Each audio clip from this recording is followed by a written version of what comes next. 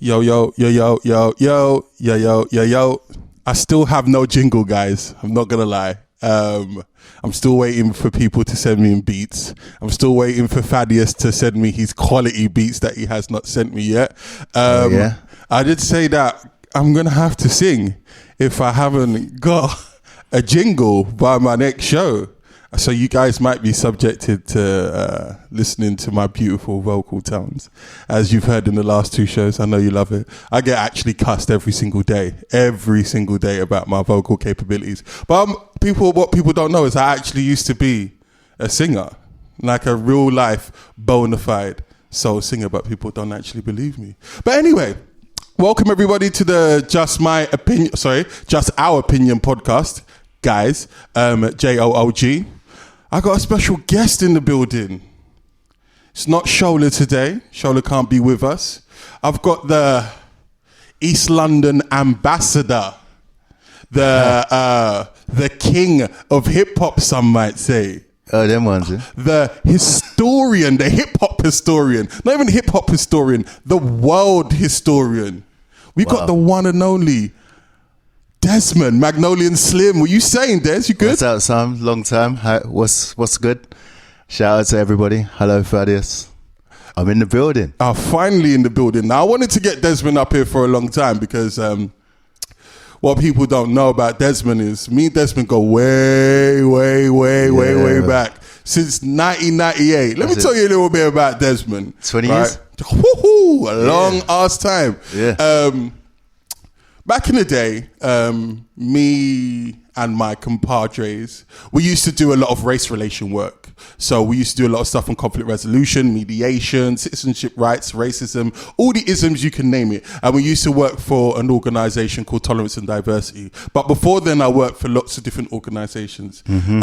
I was participating in a thing called Summer University. It used to happen in several different boroughs in London. It was good times as a kid. It was good times. Basically, you go and do a little bit of arts and craft at the local college or do a bit of music editing and all of that stuff. They had everything. So at the end, the good kids get to go to a little residential.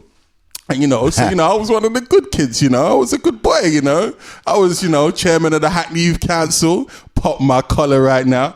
So they sent us to this like agricultural school.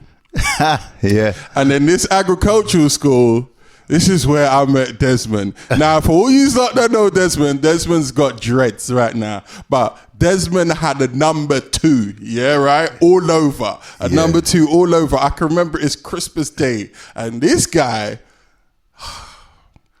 he had all the girls. He had all the girls. He had all the girls. He had all the girls swooning over him. Now, I'm not going to lie. I was a little bit of a player hater because, I thought I was a young Mac. People listened to me and then I met my equivalent in my neighbouring borough of Tower Hamlets, which is Desmond. And we just rapport from straight then. Then I didn't see him for 2 years. And then eventually I joined his organisation, or the organisation was a part of Tolerance and Diversity. And then we've been kicking it ever since. Yeah, we've been kicking it, man. Many adventures. We've been putting it down for a long time. We travelled everywhere. We've been to Scotland together for conferences. Yeah. Like we've been, we did a lot. Anyway, Desmond, tell the people a little bit about yourself. Anyway. Right. Yo, I'm Desmond. I am, gotta say it, originally from Bow, the E3. E3. I've been a youth worker in a lot of the same organisations as John. I've been a rapper. Big time. Academic. Pop your collar. I just come in today with the dreads and rocking the Punisher t-shirt. Big Punisher. I'm just a happy man, you know what I mean? I'm just a happy man. I'm in a nice place right now.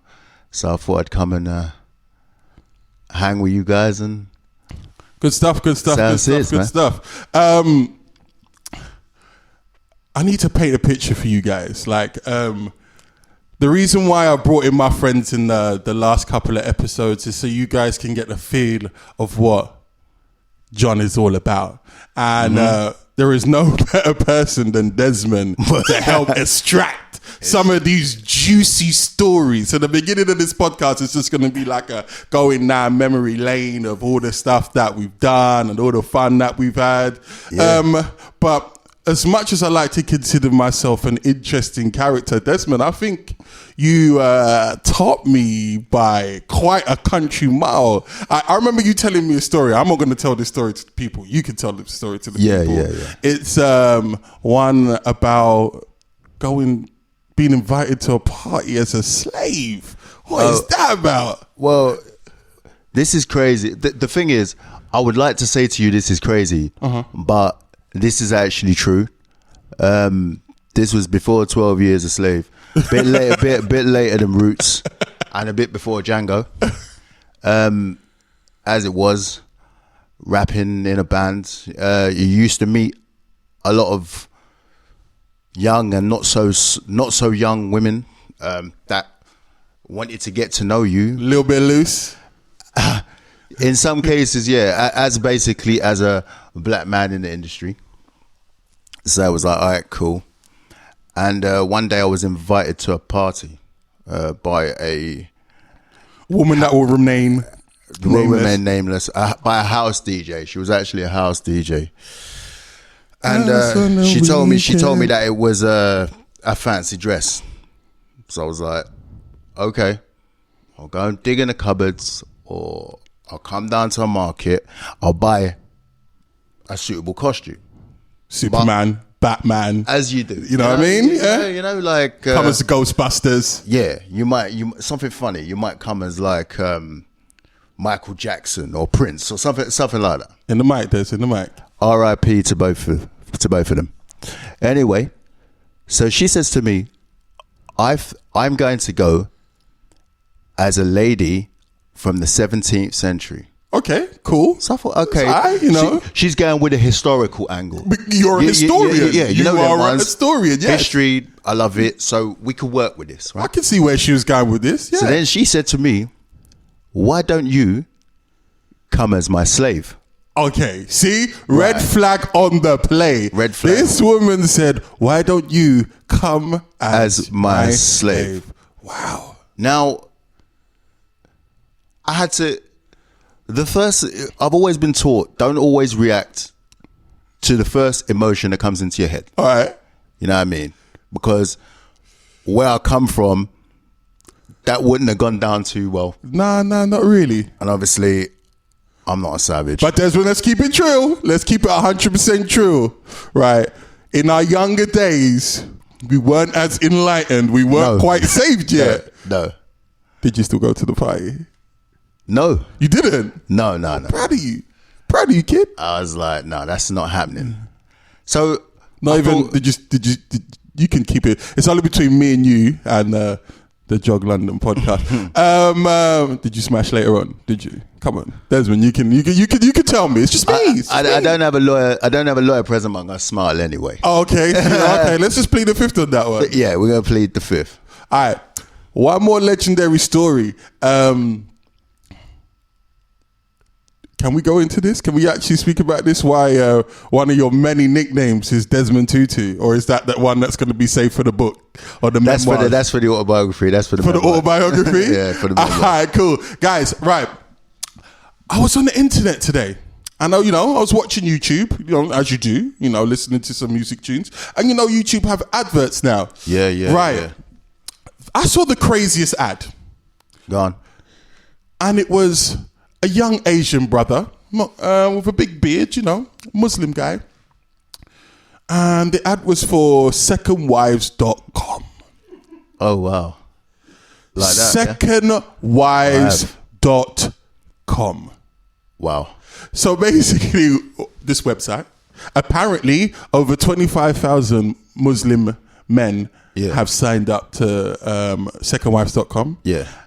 This guy was using the Prophet Muhammad, and that little bit that comes after the little Prophet Muhammad whenever you say that you're supposed to say a little bit. Yeah. He was busting all of them 16 bars, and he was like, my Muslim women, if you want a strong man, you should allow him to practice polygamy. Polygamy is good. The Prophet Muhammad practiced polygamy. There's nothing wrong with it. As long as he can provide, you should be happy with it. You don't want him to partake in any haram activities. I was looking at this guy and I was like, he blatantly had to be Bengali. He had to. He had to be Bengali because he was hustling different. He was really hustling, all in the name of Allah. I thought it was a bit deep. Yeah. Like that's deep. That's deep. Would you partake in a little bit of secondwife.com, Des? Nah, man, because you see what, yeah? The whole thing with the whole second wife thing. See, I'm not a Muslim. I don't claim to be a Muslim. I don't claim to be an expert on like Islamic practice. But this looks to me like it's something a lot more simple than religion. You know, when people start looking for like some deep and meaningful theory that explains everything. This is a simple theory. This is what you call hunger. Now, I have a theory about hunger. Everyone gets hungry. Tell us your theory, Des. Everyone gets hungry. Men get hungry. Women get hungry. People want to have a roll about. Yeah. Now, the thing is, this is not religious. This is cultural. You see these people here. What they're doing is there's an argument that they do it because a wife was seen as like a sign of wealth. Yeah. So it wasn't a love thing. The whole thing of love in marriage, from what I can see, is quite a new thing. A marriage was a business arrangement. Yeah, it's a business arrangement. Sadly, that's why I'm seeing when I see all these cats jumping on Mills and Boone. That's cool, but for these people, it was all about money and property. Well, I definitely saw money in this ad. Yeah. It was simply, for me, it was A plus B equals hustling. And this guy was just trying to make some change off a dating website. Trying to be the muslimmatch.com out here in the streets. He needs to get out here with this bullshit. The next thing that I wanted to talk about is, did you hear what happened in America at the T.I. concert?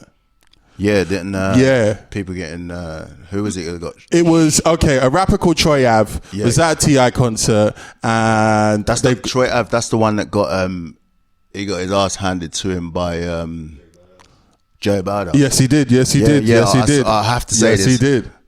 Joey Badass, 5 Fingers of Death, is actually the best one ever in my humble opinion. I'm going to reserve judgment because I haven't heard it yet. I haven't heard that one. So I can't. Look, I'm a Joey Badass fan, but I can't just be giving out crowns willy-nilly. But anyway, 4 people got shot. Yeah. And apparently, one was his bodyguard. He got shot in the leg. Apparently, someone's girlfriend of the camp got shot, and then someone outside. But I seen 2 people now. Oh, 2 people died. Yeah. I seen the video evidence. It's crazy. Like, they've got Troy Ave coming in like one door, and you can see him letting off a shot.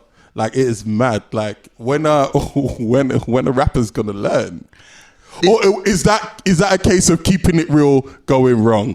See, this is the thing, right? I saw this a similar thing on Facebook. It was. And some California rapper, he was a young dude, right? So he gets shot in the head, right? Oh, he gets shot in the head. Yeah, I remember this. And the dude puts it up on Facebook. He's actually running past the camera going, I just got shot in my head. I just got shot in my head. Like, there's all blood pouring down from his head. Now, the thing is, a lot of rappers, we've all done it. You've written a rhyme, or you just been there with your boys. Yeah, of course. Group you. You think you're that guy. It's only when you learn from either experience or older dons, life has a funny way of showing you you're not that guy. I'm telling you, I swear, Biggie Smalls, I said it last time, Big Pun, these are my favorite rappers, not just because they're fat like me, but because they used to make me transport into their rhymes. I used to think I was a thorough gangster. Yeah. Like, I used to think like I was gonna go out and I was gonna like no one could touch me. I was selling drugs. In my mind, I was selling drugs. I was moving kilos of coke. Yeah, you thought that because you listen to like Reasonable Doubt and you listen to Only Built for Cuban Links, you thought you were Tony Montana. The realest talk you've ever said. You thought you were that guy. And then you saw a bigger guy than you who was really into that scene. And you're like, you know what? I think I'm going to get on the bus now. Yeah, exactly. I'm going to cut out, you know? Oh, yeah. It's not I'm going to tuck my little chain in. You just see real life. You just go outside of listening to the song. Yeah. You take your headphones out and then someone flashes you a knife. And then like, you think the whole pussy jumps back into you. Yeah, like not a portion of a pussy. You turn into like a whole pussy real quick. You get smaller.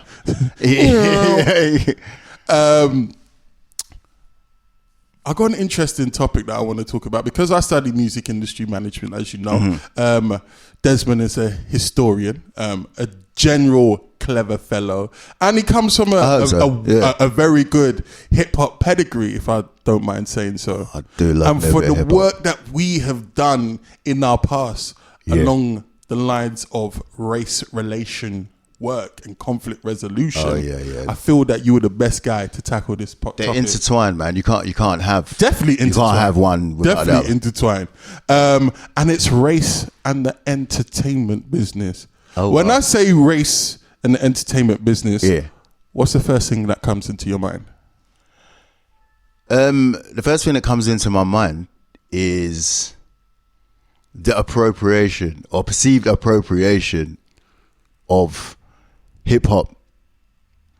I mean, and when I say that, let me clarify something. Hip hop is for everybody. Hip hop, you can't have hip hop without Latinos. You can't have hip hop without black people. You can't have hip hop without white people. Everyone's involved. But when you told me that this was going to be the subject of the show, the first thing that came to my mind was this. And this is not a point I'm looking for agreement on. I'm just putting it out there. This is called Just Our Opinion Guys podcast. So this is cool. I don't want to pick on this guy, but Eminem. Right, we're going to talk about Eminem. Marshall, one of the greatest spitters to ever touch a mic. But there's something that really jars me. Now, every time there's a potential new Eminem release, you start hearing it in the popular press. Eminem's in the studio. Then you hear Eminem's in the studio with Dr. Dre. Then you hear Eminem is spitting like he's never rhymed before. This is going to be a classic. Right? And then when you hear the album, you think, that was good, but... Now, hold on there. So I'm going to play devil's avocado right now. Eminem is legendary status. Eminem shifted a lot of units. Don't you feel like he deserves that type of album rollout? No, because if you're talking about a classic, like there's only two Eminem albums that I still remember from. It's the first two. My youth heyday. It's the first two. You know what I'm saying? Marshall Mathers LP. and Slim Shady. That's it. That's for me, and for all them man who got excited as excited as I did when it dropped. Eminem's verse on Sound Bombing 3. Oh yeah, tough. It's ridiculous. Mean. But Marshall Mathers Part 2, apart from a few tunes, was not the one. I don't think we should let him off the hook, bars wise. For sure. Our bars is ridiculous. But for rollout, he's got two good albums, and he's nice. He's blessed people with a lot of classic verses. But the thing is, so is it a case of what have you done for me lately? Is what you're trying to say? No, it's a case that there are other MCs. There's another white MC who I think he's been around for even longer, and he's been putting out work that's lyrically, I would say, as good as comparable. I'm really stumped on what you're going to say. I'm talking about R.A. the Rugged Man. Yo, this is true. Yeah. R.A. the Rugged Man wouldn't sell. He's not going to go platinum. It's not happening. He's not going to go platinum. He won't even go gold. But his live shows are ridiculous. You got people jumping out and he's signing people's breasts. He's signing people's babies. Like, he'll battle anyone. But he's recorded with Biggie. Yeah, but he's an underground rapper, and I think that's his niche. You know, people are not look. The mainstream's not ready for underground voices. They never have been. Like, they occasionally cross over, but the underground is for the underground. Eminem came through as the underground guy. That is a You know what I'm saying? valid point. He came through as the underground guy. But I think the guys like R.A. Look at Cypress Hill. These guys are like these guys are like dons. Yeah. And I think Eminem, yeah, I seen Eminem, like, I love Eminem. But I always feel a bit of when I hear an Eminem album nowadays, but I hear a lot of hip hop nowadays, there's this feeling that there's something missing. So bringing it back to race and entertainment, why again did Eminem come into your mind when you was thinking of that topic? Because I didn't want to be the hater that said that Eminem is overrated, because I don't think Eminem is overrated as such. But, and I know this is only a personal opinion, but I hear a lot of people say things like, "Oh, Eminem's the greatest rapper of all time," and I'm like, is that being said because white man in a what was supposed to be a black art form? Yes, and I'm just possibly. It's like Eminem. It's almost like when you have rock and roll, yeah, and they talk about Elvis Presley being the king of rock and roll. Come on, Elvis Presley's not the king of rock and roll. No, he's not. Do you know what I mean? Elvis Presley used to sneak out of wherever he was living, sneak out of the studio and go and sit and watch, go to church, go to the black churches on the wrong side of the sticks to perfect his singing style. Yeah, this is true. This is 100% true. And what I'm saying is, when it comes to the music industry, I think there are black artists that are almost hidden from view that I think need to be put on the same level as Elvis. Do you know what? 100% agree. What people don't realize is that most of the genre of music that we have that have been popular over the time, the real dominant forces are black art forms of music. And as you said, music is for everyone, but facts are the facts are the facts are the facts, you know? So you would have an artist. I'm going to save that for later on in the show. I want to bring it to the Music Week's 30 under 30. This was a list that Music Week brought out a couple months back. Discussed this at school, actually, in a class discussion.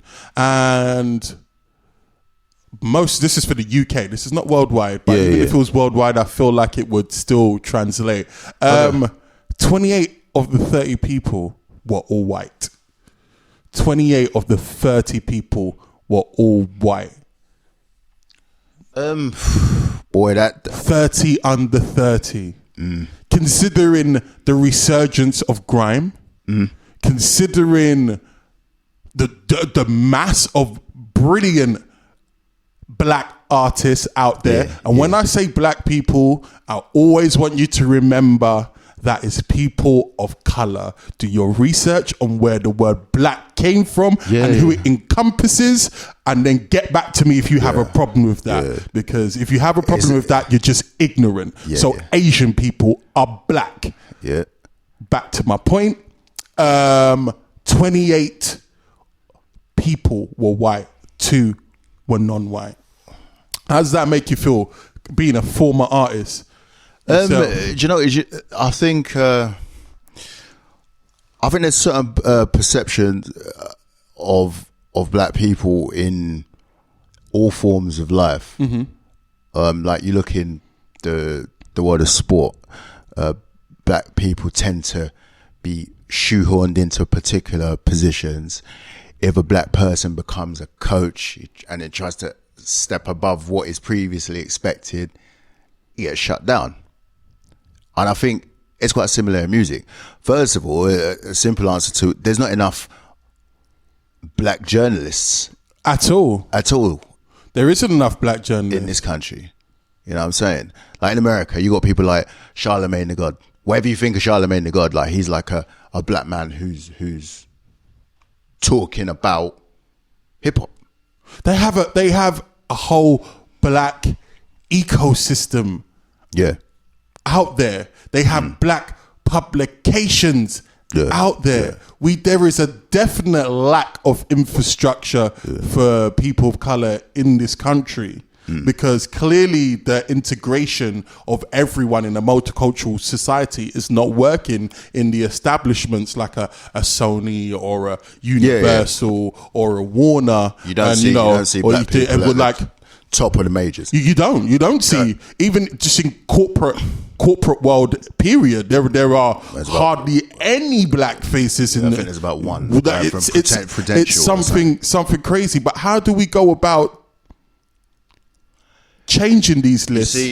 See, part of it is what, in my opinion, what a lot of black cats what you got to stop doing is there's this thing that if things are not going to how you want, this thing, I got to blame the white man. Sorry, people need to drop that mentality. Like you got to do it yourself. Basically, I think. If you look at people in the music industry in this country, you got people like Wiley, label boss. You got people like Skepta, is a BBK boss. movement. But I don't know how that translates on the major labels. Do you know what I mean? I don't know. They have to go independent before they can come to Sony or they can come to Universal or they can come to a Big Dada and say, look, I don't need you. So then when I say I don't need you because I'm doing it myself, then all of a sudden you're knocking on my door saying, boy, got a contract for you, got a contract for your brethrens, and you can be your own boss. Isn't that a sign of almost selling out though? Because a lot of these people, this happens and then they're taking really bullshit deals at the present moment in time. And then we're not being able to build the infrastructure because people are taking really crappy deals and then you're not able to sustain and make good music off like the money that you're getting off these bullshit record contracts. I mean, records have been traditionally, record deals are like slave contracts. Yeah, for sure. Anyway. The worst. Do you know what I mean? The worst. You're in the creative industries and most people you're giving your heart and your soul for peanuts. Yeah, that's true. But I do think that people like Skepta and people like Wiley and there are probably a few others, I have to respect them for their for sure entrepreneurship. Hats out, because that's what we want. That's what we want for sure. In the beginning, you know what I mean? Look, Skepta, Wiley, Lethal B, Big Nasty. These guys are like Akala, Lady Dynamite. I can name a list of people that have did big things in this country and continue to be because black business owners and trying to create. Because you get to a certain age, and in the previous, the wicked previous editions of the podcast, age comes into it. Yeah. Once you start seeing that deadly Frio over the horizon and you pass it. I don't know what you're talking about. I am not over the horizon. I am still shooting up the club. I think right now, I'll say for 30 plus, you don't want a slice of the pie anymore.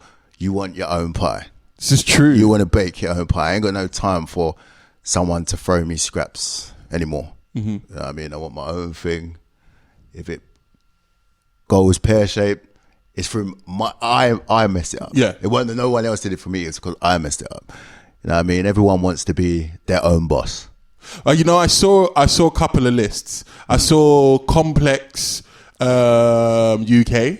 Yeah. They released an alternative list that looked like the UK. So there were white people, black people, people of all shades. And Nation of a Billion released a list. I just have one problem. Nation of a Billion's list was actually legit. Yeah. I feel. Yeah. Complex UK, shout out to you guys, but your list was a bit dead. I feel like they tried to get, it was like Barbara, the hairstylist, to Rakim, the guy that's released one single that sold like one copy. You see, it was like they were struggling for people. I hope was Naughty Boy on the list. No. See? What kind of that's crazy. Here's my thing. Making this argument about the 30 under 30 and it being predominantly white. Yeah. Are there actually enough good black talent out there? You know who should have been near the top of that list? Who's that? Possibly number one. You might laugh. Zayn Malik. Zayn Malik. Right. Okay. This is why Zayn Malik is a G. Mm-hmm. Yeah. Right. When One Direction, everyone was going mad, yeah. Zayn Malik, he went left field. He said he was cutting out. Everyone was like, oh, he can't survive on his own. I had a girl come to my class in tears. I see people crying. Tears. Yeah. I was like, who is this Zayn's guy? a boss, yeah. Mm-hmm. Then Zayn, they were like, yeah, Zayn's doing a solo album. I heard some very, very, very heavy hitters were inking beats for this album. And then our favorite bipolar rapper, Azealia. Yeah, we spoke about this. Wow. She went in on him. But she went in and it's career suicide. She did. That's all she does. That's her MO. Like she wants clickbait, and she doesn't want to release good music. Zayn how has Zayn ever copied your video when we've only seen that one black and white 212 video, and I had never seen a One Direction or Zayn Malik movie look like your film?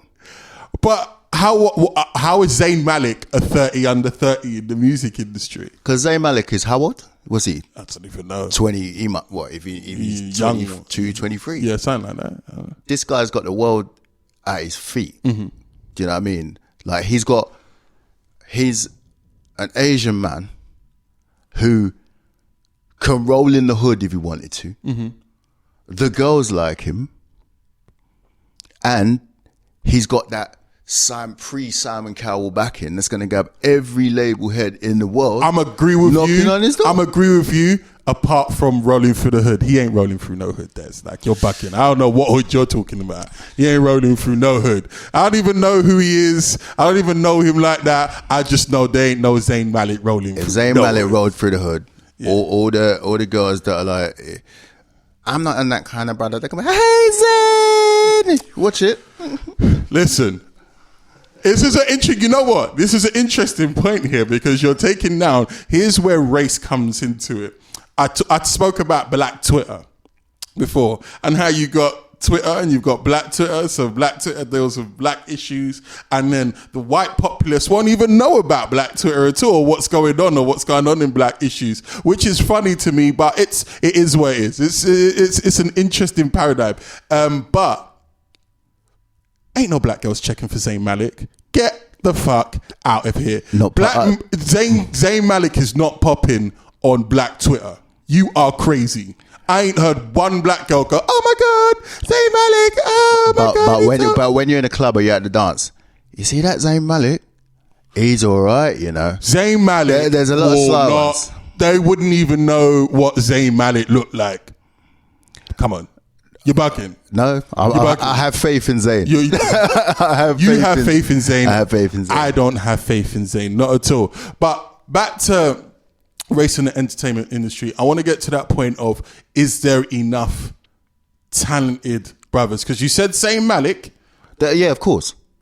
There needs to be more. I'm not hearing of prominent figures. Well, look at what's his name? You got, and I'm purposely only mentioning commercial artists. It doesn't even. I'm talking about behind the scenes. I want to shift this more to people behind the scenes.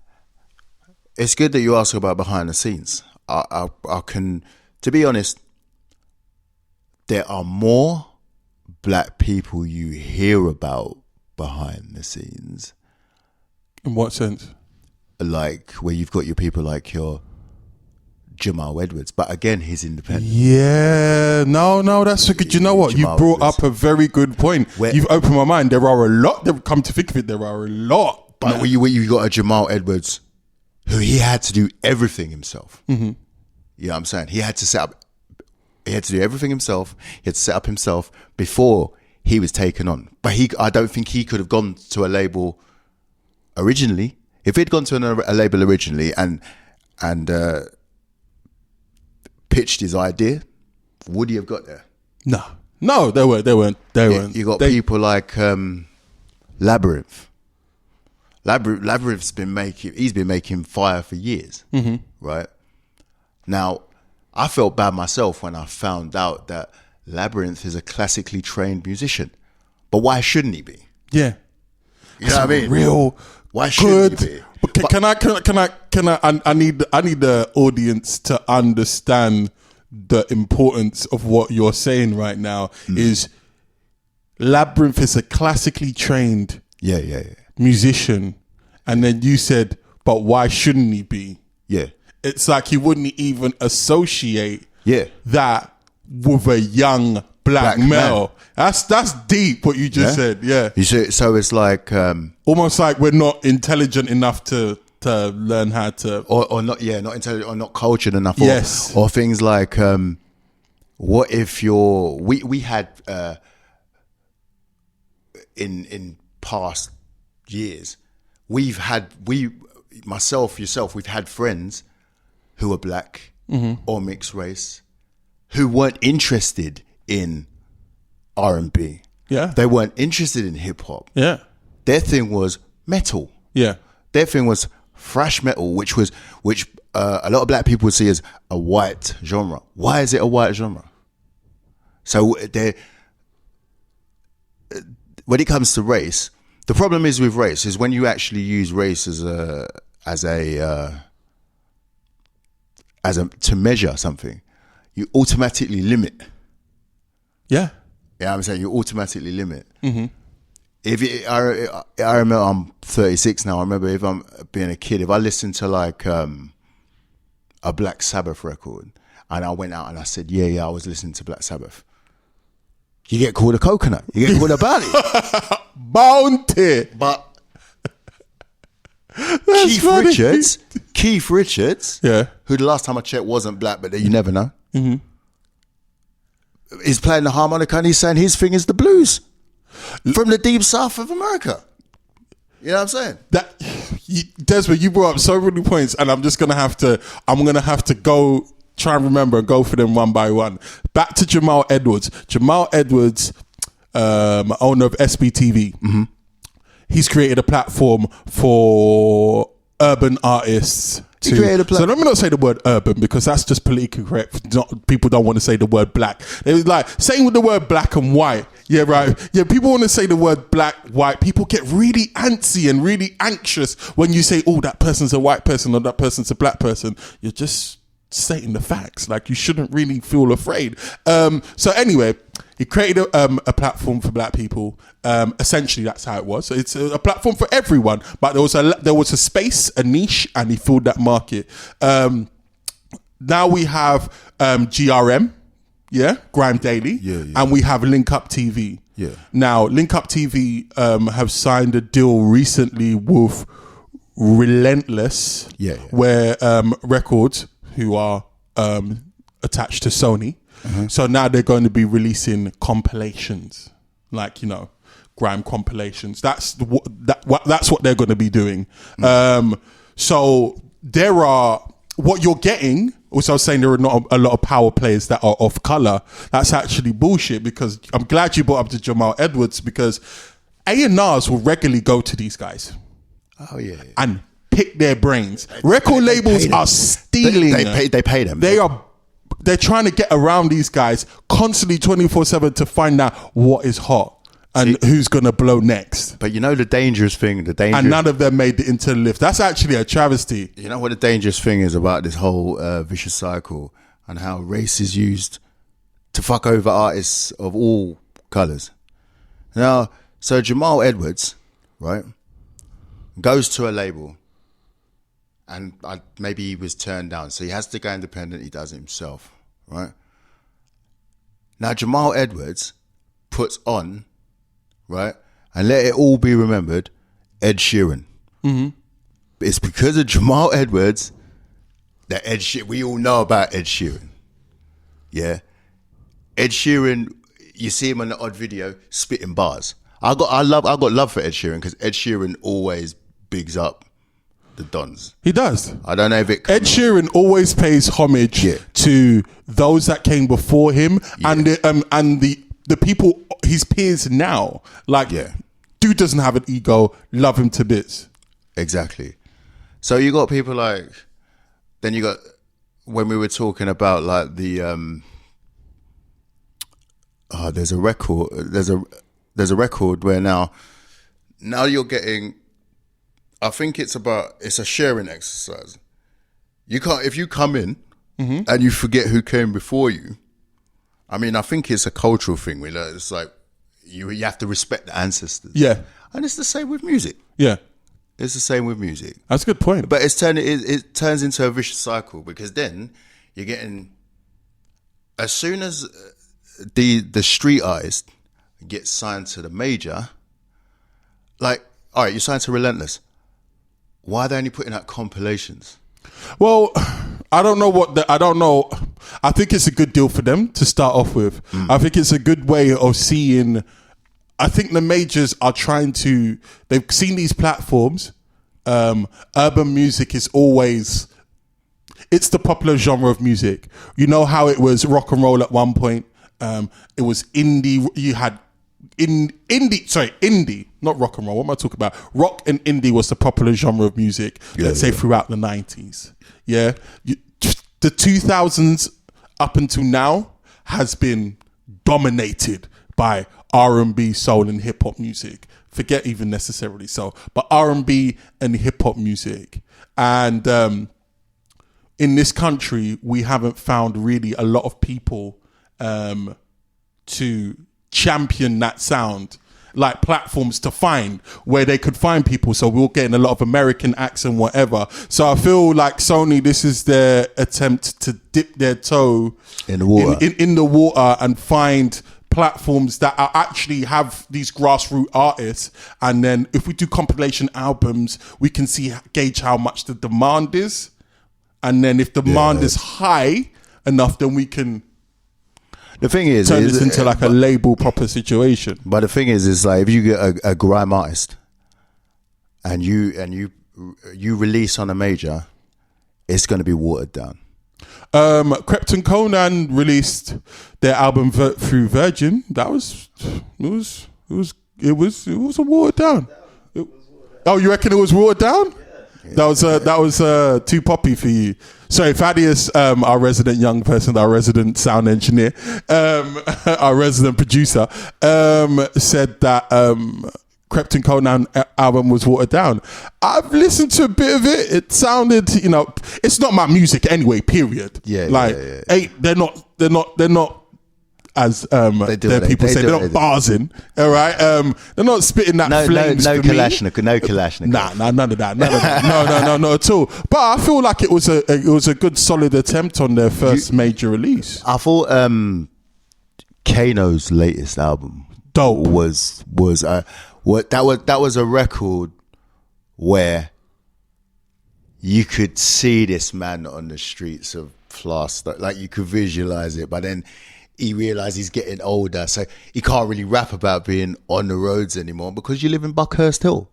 You know what I mean? You know where the way everyone was saying that Jay-Z sold out. Mm-hmm. Yeah. You're 44 years old. You're married to Beyonce. You ain't talking about that dude is anyway. I don't want that. So that black mafia. I respected me, Kano. We just call him 44 then. Yeah. I respected Kano for saying, you know what?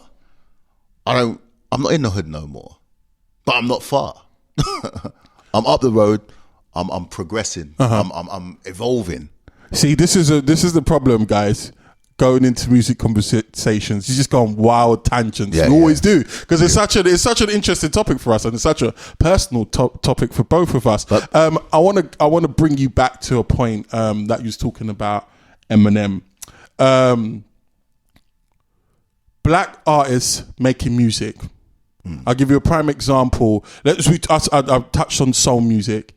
Soul music is like the blackest art form Boy. of music. If you I don't even know that you can't get more blacker than soul music. And you had great soul singers of the past. Yeah. Marvin Gaye. Yeah. Luther Vandross, Barry White, even Prince made soul music. I could reel off the dominant soul singers of generations. Yeah. But there are a lot of artists today currently making good soul music, like your Jill Scotts. Your Erykah Badu's, your Jasmine Sullivan's, your Fantasias. These are credible artists making soul music, and I'm sure that there are UK versions of these people as well, we can't forget credible music. But it's really interesting to me that the biggest soul artists in 2016 are, and I'm not saying they're making bad music, are Sam Smith and Adele. Well, I mean, out of all the singers we have, out of all the soul artists we have, Adele and Sam Smith are the two biggest artists. Is it because they're making just better music than everyone else? No. The first thing you got to say about those guys is they're amazing. And the other thing I like about them is they appreciate the influences. You know what I mean? They actually do. And then we got to say, Amy Winehouse might have been one of the greatest. Sorry, I was giving Amy. One of the greatest of all time. Like Amy's like... Amy produced great music. Again, Amy's album wasn't better than Miseducation. I don't know. No. You're bugging. First of it, you know what it is. I know your opinions are subjective, but no. There used to be that old joke. Do you remember? Black people listen to music, but they don't buy it. Yes. Is that something? Has that got something to do with it? This is a good point because, okay, right. We all identify with what our skin color looks like, right? So if white people are buying music, what they're going to buy music from white artists. That is an argument to be made. That's the argument I'm trying to be hopeful for our planet right now. In the UK, it's a predominantly white country. We'd agree, yes? The facts tell us that. It's a predominantly white country. So I understand that white artists would be winning because they are purchasing at a higher rate. There's more. Anyway, not even at a higher rate. There are more white artists. I think it's a thing about... more white people to buy white music because they identify with white people. Maybe on some level. But I think there's also an economic argument. Like, do black people, are they willing to spend that pound note to support said black artists? Yes. Okay, right. Number one, I just need to get on off that little tangent that I was going on. But when you look at it as a worldwide, 9%, I think it's 9% or 11%. I can't remember. I'm going to have to double check this stat. Of the world's population are white. 9 to 11% are white. So when you look at that argument as worldwide, that gets shot out the window. So it shouldn't be the case in in Americas and stuff like that. It doesn't make no sense. Because there's actually, if you look at North and South, there's more people of color than actually white people. But going on about purchasing, are they willing to support? Black people are definitely 100% willing to support. I'll give you 2 examples of that. We spend each year on buying shit. We spend up to $1.1 trillion. 1.1 trillion. And I'm not talking about Africans from third world countries. I'm not even talking about the continent of Asia and stuff like that. I'm talking about American black people spend $1.1 trillion per year. So we will buy stuff. Right. We will buy. We'll go to the movie. We'll go to the movies. So you're saying is there like a structural thing? Of course, it's structural. It's education because we're moving into the internet age. Yeah. And you don't even need to buy music anymore. You don't even need to buy music. We're moving into, and I don't know how well. For a certain generation, the younger generation is different because they got the hang of technology. I don't know how our generation are dealing with that transition between, you know, a cassette, CD, MP3, you know, online, you know, streaming. I don't know. There could be a breakdown there that's not relating to people of color. Do you know what's really funny is like, obviously, even like, say you got two of the two legends. You got your Michael Jacksons and you got your Prince, right? Now they're gone. Everyone's turning around and they're like, yeah, it's amazing. They're amazing. But the funny thing was, a lot of black people didn't like Michael Jackson and Prince's best-selling works because they thought there was too much of a rock influence, and then they thought that they were I didn't know that. selling out to MTV. Right, because okay. MTV didn't play black music. Yeah. MTV, you couldn't be a black artist and a black artist and go on MTV until Michael Jackson got an Eddie Van Halen riff on Beat It. Yeah. And knocked the ball out of the park. Yeah. Do you know what I mean? Then all of a sudden, MTV were like, oh, black music does sell. You get the hardbacks, the old guys, they walk in and they could tell you the difference between Prince and Miles and Barry and Mark. Man, ain't nobody got time for that. Yeah. You know when you have the barbershop conversations. But there are not enough, I don't think there are enough black people or people of colour. And when we're talking about black people, like you said before, black is it's a much wider sphere than people even realise. Exactly. Should we take a leaf out of the our Asian compadres, our comrades, and create a Bollywood? If we look at the Oscars So White, Oscars So White, and people moaning about not enough black representation or people of colour representation at the Oscars, Bollywood was over there going, man, we don't care. Do you know what they was like? Certain white people are racist. They don't like people of colour. So you know what we're going to do? There's 1 billion of us.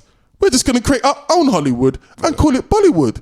And Bollywood, I swear Bollywood makes more money than Hollywood. Yeah. But you know what I found funny, right? I didn't actually get too upset with Oscars.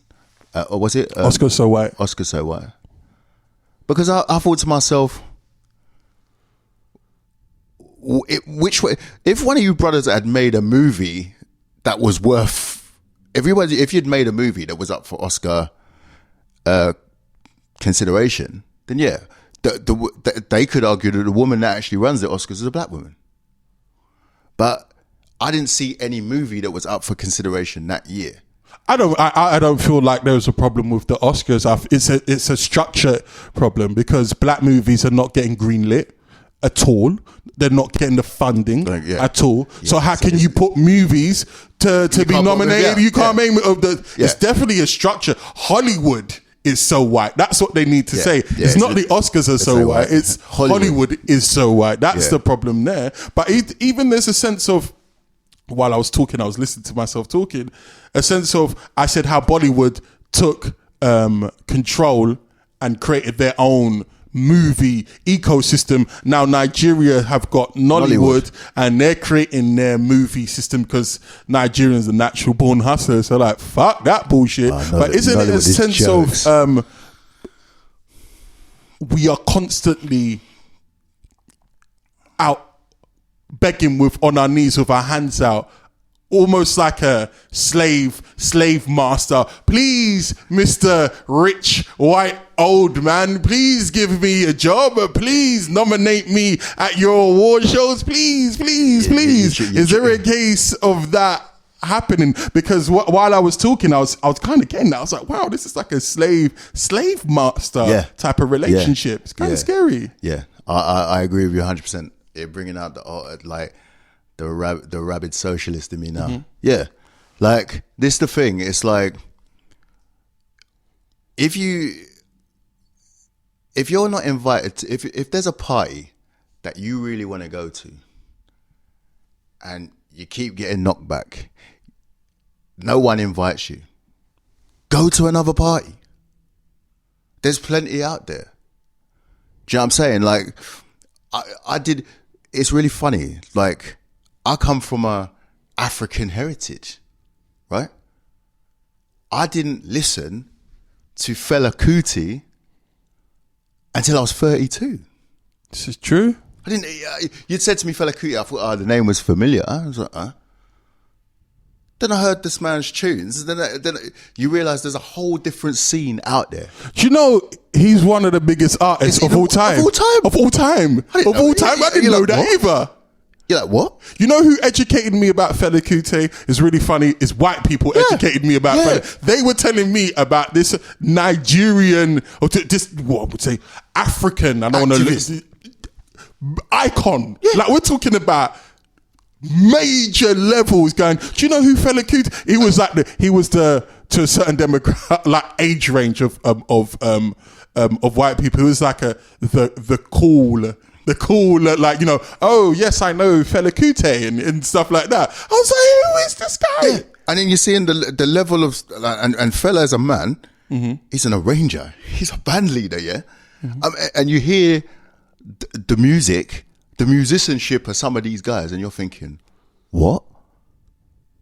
So I think black people in this country, you got to go and look out for it yourself, because it's there in your face. Yeah.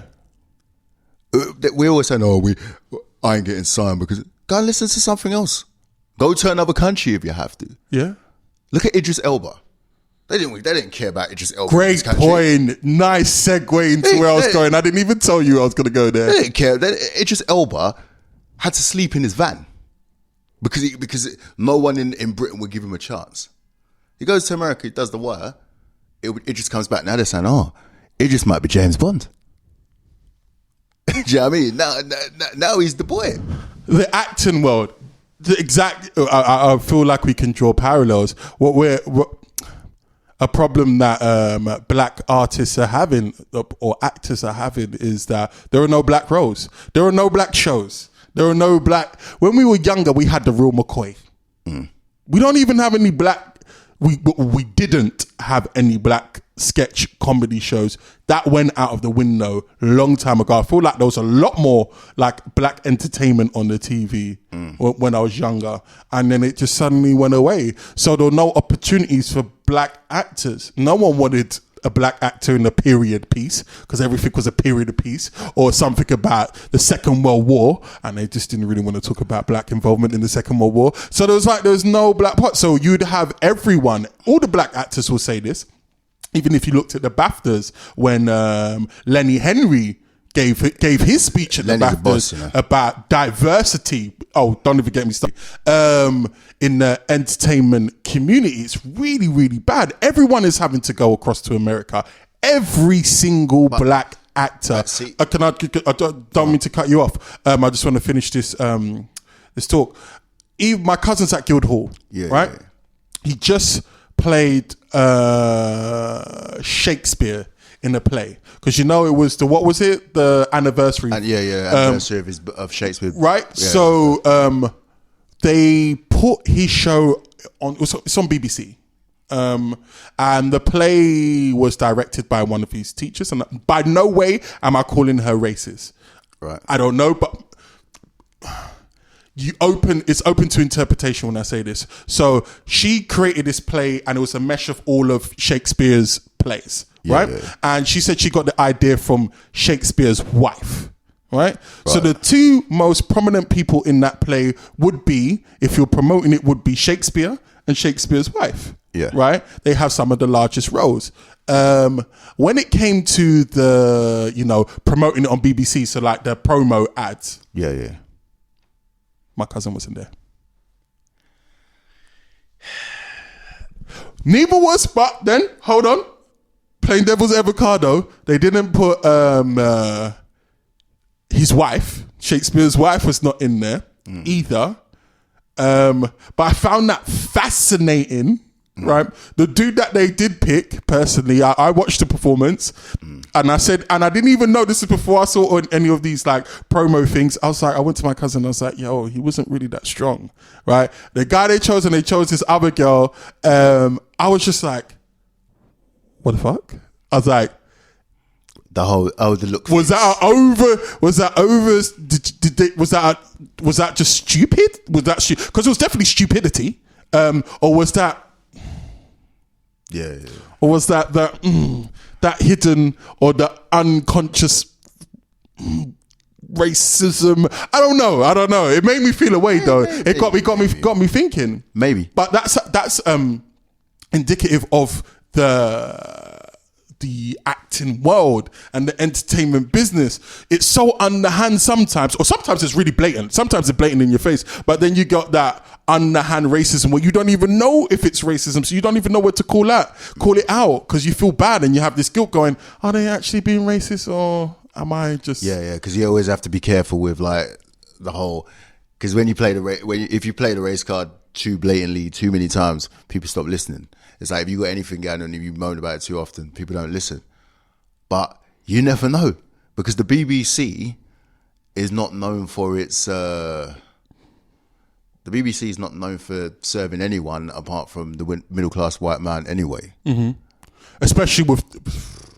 Women don't get a touch of the BBC. And if they do, you have to look a certain way, because if you don't look a certain way, they don't want to... They're not interested. Yeah. Do you know what I mean? Like it was very interesting with talking about Lenny Henry, because Lenny Henry pulled that move, which I would love to see more black people and people of color pulling. Lenny went and took people on their own terms. Lenny Henry said in the interview, he said, whenever I walk into a building at the BBC, and this is a man he's been a mainstay on British TV from before we were all born, right? He didn't see any black people. The only people he saw were the cleaners, right, in the BBC. I'm going to tell the truth. Shout out to security guards as well. Big up security. When I was a kid, I used to think Lenny Henry was a bit of a... I didn't think he was a proper black man. Not at all. Right? Not at all. Right. And they made me feel that. And I feel... bad. Like I feel so bad as well. Like I went in on a brother who was just trying to eat. That's what I feel like now. So what did Lenny do? Lenny did his comedy, which some of it was funny. The guy with the Irish moss, that was funny. Yeah. But most of it was a bit dry. Lenny went and did Shakespeare at the National Theatre. And Lenny got rave reviews. So it fucked everything up now. Lenny got invited to see the Queen now. So now when Lenny talks, people listen. And he's saying there are not enough minority actors and artists in the game. Because it's just this, you're right. It's there's the structures not in place for them to flourish. Can't afford it. There are no black faces. A lot of them can't afford it unless you're from a well-to-do family. You can afford. No, I don't even think money is a case, because true talent and true creativity comes from poverty and struggle and strife. Of course, 100%. Hip hop music, blues, you name it, all forms of music, all comes from a place of pain, struggle and pain. It comes from pain. Right, all of it comes from that. So I disagree with that, but I really do feel it's a case of there are not enough people batting in the background in places of power, batting for people of color. No. On the last topic, because I can talk for hours on this, radio. Again, I was listening to LBC, right? Yeah. I think that might be like our equivalent of Fox News. And if for people that don't know Fox News is like it's just you might as well call it the KKK station over in America. Wow. LBC, they do put on Empire though. I have to be for Brennan. Rupert Murdoch, he likes money, but he definitely has an agenda. Being a white old Australian male. Let's not even get me started on Australia. Another show. But the hatred I don't, when it comes to people with poor backgrounds, like we come from East London, we know what racism is. Like we've seen it. We seen it firsthand. Yeah, right? You more than I, because you live in Tower Hamlets, I live in Hackney. So I come from the black borough, you come from the white borough, essentially, right? And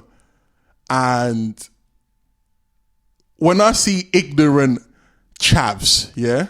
So big up, and I'm just going to keep it so 100 on my show because this is just my opinion at this present moment in time. Yeah. Most of my white compadres are racist. Let's keep it real, because their parents are racist. They didn't know no better.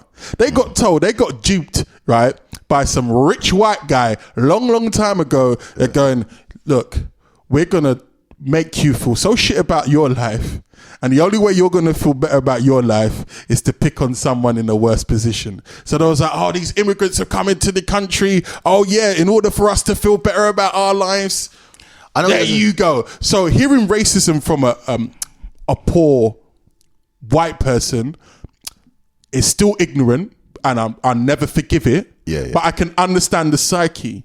But the worst kind of racism is on LBC, where you have upper middle class people speaking it, saying it, breathing it with a high level of academic knowledge, trying to confuse people and they do it so sophisticated.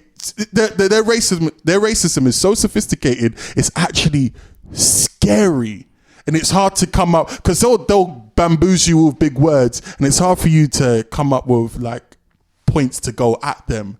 But I listen to them every single day, and it just really fucking, it grates me. So why don't we, the reason why I said that is, why don't we have our own black shows, or or our own black networks to combat a station like LBC? I have to say, right, I listened to a good friend of mine, or do they even exist? A good friend of mine, she got me to listen to her show, and it's by a guy called Tariq Nasheed. Yep. And big up Hidden Colors. He wrote Part Hidden 4. Colors. And May 26th. I thought, funnily enough, it was racist. You thought Hidden Colors was racist? Yeah. Wow. Yeah, I'm not going to go into deep in there. That's a topic that we need to speak separately. Yeah. I can't believe you said that. That's deep. I thought, I was like, when he was doing things like Coon of the Week. Oh, you mean his show, not actually Hidden Colors? No, Hidden Colors is the films that he releases, but his show. I thought his show was actually quite racist. I thought it was quite derogatory towards white people. I really did. Only because I thought and this is me being boring, the source material he used for his black history wasn't great. There are many black historians that have written about the experience that their scholarship would tear him to pieces. He's a shock jock. I thought, you're not serious, bro.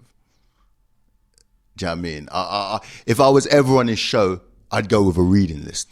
So are you saying that the reason why there is no black shows or radio shows is because we don't have the people with the right knowledge base to pull it off? I'm saying that, like, but rather than use our undoubted talent to put out the best possible product, we're getting sucked into a situation where, to get in on the media now, we're trying to use shock tactics.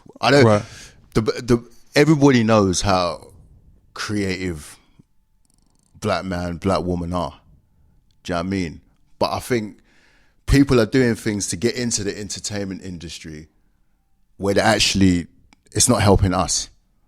Like the whole getting yourself photoshopped when you're as black as the night. You're trying to get yourself photoshopped to go in to get a presence in the media. Like Beyonce, that's not your skin color. You're not orange. Lil Kim, what you doing? Hear that? You know what I mean? What are you doing? I'm saying, what, your hair's not blonde. Yeah, every now and then, yeah, cool. But why are you trying to turn into a Barbie doll? That's not you. And I think that Jamal Edwards didn't try to be anything else to get into the industry. Wiley didn't try to be anything else. It's like, I'm a black guy with tattoos. I'm a goon. I'm a road guy. And I'm going to come in like that. It's when why are you changing yourself? Why are you trying to why are you trying to conform to a certain stereotype to get into the industry, then complain when you face racism? Yeah. I'm going to come in dressed as I am. If you're going to call me a monkey, I tell you I'm not a monkey, I'm a gorilla. But I'm not going to be that guy that walks in, I dress up how you like, and become the yes sir, no sir man. That's why I love people like Fella. You go in, he went in as himself, that boss from Nigeria. Black you African have to deal self. with it. Deal with it. And I think, Desmond, that's a great point to wrap up If you won't have me as I am, today's podcast, I'll do it myself. because I could talk for hours upon hours and upon hours, but we ain't got hours upon hours upon hours. Before I close, I'm just going to do my I Need 5 Minute segment. My I Need 5 Minute segment today is on scandalous women. I was having a conversation with you, just going on about how all these women are stealing our guys by being, all these women, there are a certain section of women that are stealing good women guys because they are giving up the pussy too soon. They dress a certain way, they act a certain way, they speak a certain way that is not becoming of a lady. I would like to say, shut the fuck up. If a hoe wants to be a hoe, let a hoe be a hoe. If a girl wants to suck dick, let a girl suck dick. If a girl wants to have a gangbang, let a girl have a gangbang. Now, people may say, but John, you've got sisters or whatever. Listen, if someone's of age, let them make the mistakes they need to make. Because at some point, eventually, they're going to learn. And they're going to be stronger for it. But I don't want to be hearing any more people's moral compass in my ear going, I can't find a good man because I'm trying to be religious and I'm trying to be this. I'm not trying to hear your struggle and strife. It's because of you, yeah, right? Not letting me know what the box feels like or tastes like. That's why I possibly ain't found the right wifey. If you could become a combination of who you are, the righteous and the ratchet, and mesh it into two, I might be able to find a wife. Might not be going for these trashy hoes out here in these streets, but I will continue to do it because they give the good brain. And that is the end of my 5 minutes, guys. Right? Desmond, social medias, give it to the people. Instagram.com Des Felix, and on Facebook Magnolia Slim. That's MAGNOLIASLIMM. Cool. And as you guys know it, it's JOOG London on all platforms. Follow me on JOOG London, JOOG London on all platforms: Instagram, Facebook, Twitter, and you can also find me at John Uwejia. That's John and then surname UWEJEYAH. Guys, it's been a pleasure. Thank you, Desmond. Big up yourself. Right, big things are happening over here. All right, and we out.